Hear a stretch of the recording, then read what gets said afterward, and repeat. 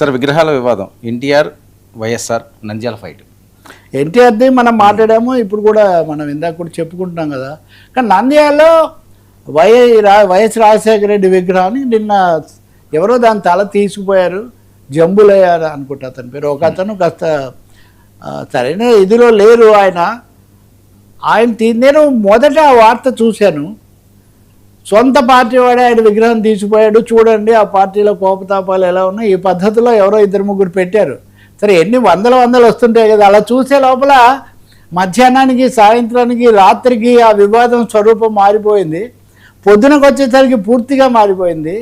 ఇప్పుడు మళ్ళీ వైఎస్ విగ్రహం మీద ఇటువైపున తెలుగుదేశం, ఇటువైపున చాలా ఆసక్తికరంగా వైసీపీ ప్లస్ షర్మిల, రాజశేఖర రెడ్డి కుమార్తెగా కాంగ్రెస్ అధ్యక్షురాలు షర్మిల కూడా ఆ విగ్రహం అదిగో అది ఇప్పుడుది అది ఫ్రెష్ ఏమో. ఆ విగ్రహం చాలా ఇదిగా ఉంటుంది. ప్రముఖంగా అతను వచ్చి అదే ఇది మాట్లాడి అందరి ముందు చేశాడు కదా. నిజంగా ఎందుకు ఆపలేదు, ఎందుకు ఎవరు ఆపలేదు? ఆపకపోగా ఆ వార్తను కూడా చాలా ప్రముఖంగా ప్రచారం ఇచ్చారు.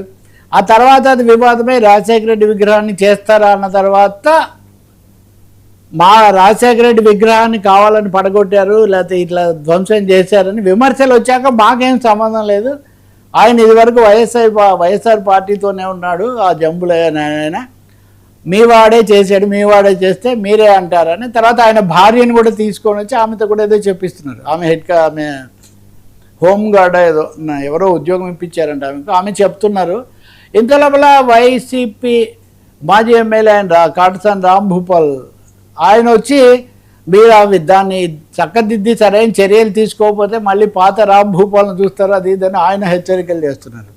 ఇంత లోపల గౌరు చరిత వాళ్ళ శాసనసభ్యురాలు, ఇంకా 2-3 కర్నూలు నంద్యాల జిల్లాల నాయకులు వాళ్ళందరూ వచ్చేసి మీ నాయకుడి విగ్రహాన్ని మీరే చేసుకొని మమ్మల్ని అంటారని. ఇప్పుడు వైసీపీ వాళ్ళు ఏమంటారంటే మీరు విగ్రహాన్ని ధ్వంసం చేసింది కాకుండా మాదే మేమే చేసుకున్నామని మా మీద ఎదురుదాడి చేస్తారా? ఇదంతా పెద్ద కుట్ర జరుగుతున్నాయి.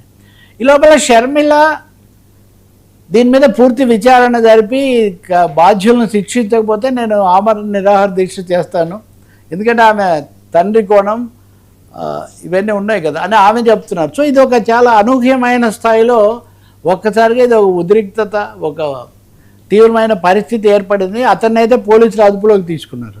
ఇప్పుడు జరిగినప్పుడు మొదట మీరు చెప్పింది ఒకటి, ఒకవైపునేమో అతనికి మతి స్థితి, అతని కొంచెం మానసిక స్థితి సరిగ్గా లేదు, ఏదో పరిస్థితుల్లో ఇలా చేశాడని పోలీసులు చెప్తున్నారు. మీరు అంత త్వరగా ఆ సర్టిఫికేట్ ఎలా ఇస్తారు? రాజకీయం లేదు, అతను ఎవరి ప్రభావంతో లేడని మీరు ఎలా చెప్తారని వీళ్ళ విమర్శ.